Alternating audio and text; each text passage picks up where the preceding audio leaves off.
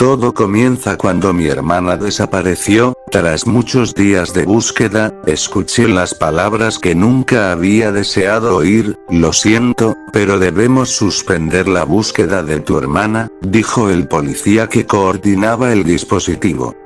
Sentí como si el mundo se derrumbara a mi alrededor. Mónica había desaparecido sin dejar rastro y las esperanzas de encontrarla se desvanecían con cada día que pasaba. Nuria, su mejor amiga, y David, su novio, estaban tan devastados como yo. Los tres sabíamos que si hubiéramos desaparecido cualquiera de nosotros tres, ella nunca hubiera abandonado, así que nosotros tampoco podíamos rendirnos. Tenemos que hacer algo, me dijo Nuria con la voz temblorosa, mientras observábamos el bosque que se extendía frente a nosotros. Era un lugar que creíamos conocer después de haber crecido a su lado, pero ahora, solo sentía un escalofrío recorriendo mi espalda al pensar en lo que podría haberle sucedido a Mónica entre esos árboles. David asintió en silencio, compartiendo nuestra determinación.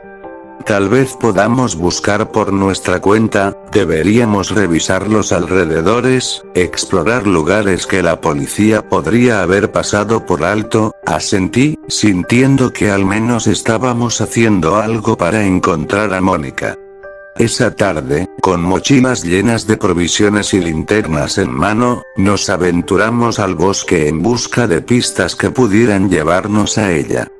Las nubes comenzaban a oscurecer el cielo y el viento soplaba con inquietante insistencia, como si el mismo bosque intentara advertirnos que no debíamos adentrarnos más. A medida que avanzábamos, la tormenta se desató con furia. La lluvia caía en ráfagas y los truenos resonaban en el aire. Buscamos refugio en una pequeña cueva cerca del río que habíamos explorado en ocasiones anteriores. Parecía el lugar perfecto para esperar a que la tormenta amainara. Pero lo que no sabíamos era que ese refugio se convertiría en nuestra peor pesadilla. La lluvia torrencial hizo subir rápidamente el nivel del agua, que comenzó a inundar la entrada de la cueva, dejándonos atrapados en su interior. El agua subía rápidamente, obligándonos a retroceder hacia las profundidades de la caverna. David intentó tranquilizarnos, pero todos podíamos sentir el creciente pánico en el aire. Fue entonces cuando se oyó el primer grito. Agónico y desesperado que parecía perderse en el rugido de la tormenta.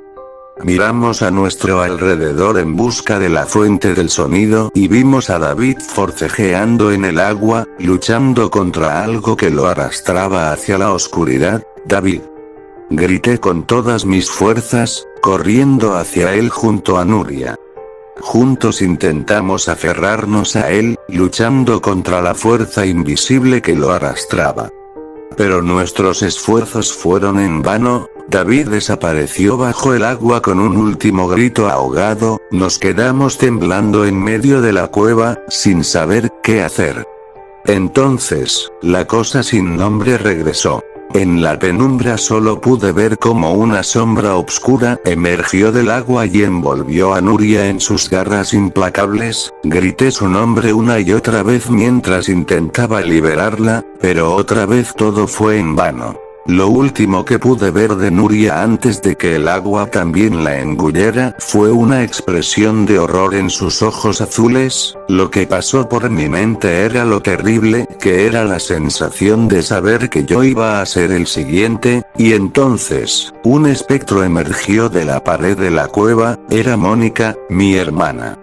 Pero su aspecto era distorsionado y sus cabellos flotaban a su alrededor como si estuviese en el agua, mientras que en su rostro reflejaba una mezcla de tristeza y angustia. Me miró con ojos vacíos y dijo una sola palabra: «Hermano, Mónica». Tartamudeé, sin poder creer lo que veía. «¿Dónde estás? ¿Qué está pasando?». Ella respondió con urgencia: «Nada. Nada lo más rápido que puedas», me dijo su espectro. «Aprovecha que está comiendo». Extendió una mano hacia mí y señaló el agua que continuaba subiendo. Entendí su mensaje: si quería sobrevivir, tenía que sumergirme en la oscuridad y nadar mientras la criatura estaba ocupada. Tragué saliva, mirando hacia el agua que se agitaba con ferocidad. Sabía que no tenía otra opción. Cerré los ojos, pensando en Mónica, en Nuria y en David, luego me lancé al agua helada y comencé a nadar a ciegas. Mis pulmones ardían mientras luchaba contra la corriente. La obscuridad era abrumadora y sentía como si algo me siguiera, acechando en la negrura. Finalmente, cuando creía que no podía más, emergí a la superficie y respiré profundamente, inhalando el aire fresco con gratitud. La corriente me arrastró lejos de la cueva, pero seguí nadando con todas mis fuerzas. No sabía hacia dónde me dirigía, pero estaba decidido a sobrevivir. Los minutos me parecieron horas hasta que finalmente llegué a la orilla, exhausto y tembloroso. Lo que acabáis de leer es la versión oficial que le conté a los agentes cuando llegué al pueblo, aunque estoy seguro de que no me creyeron. Tampoco pensaban que mentía, simplemente dedujeron que mi mente había creado esa historia para protegerme de la verdad, fuese cual fuese. ¿Queréis saber lo que pasó realmente?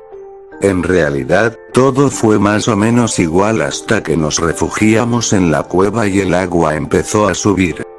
Pero aunque no apareció ningún monstruo, sí que apareció el fantasma de mi hermana para advertirme. Nuria y David me mataron. Ellos querían para saber qué se sentía quitarle la vida a alguien, y parece que les ha gustado porque ahora quieren hacértelo a ti, así que no tuve más remedio que golpearlos salvajemente por la espalda y tirarlos al río para que murieran ahogados. Con trabajos salí de ahí, y tomé un respiro y me dirigí a casa. Llegué después de medianoche, mis padres estaban ya dormidos, solo tuve fuerzas para llegar y dejarme caer en la cama. Me levanté con un dolor de cabeza insoportable, pero me dirigí a clases como siempre.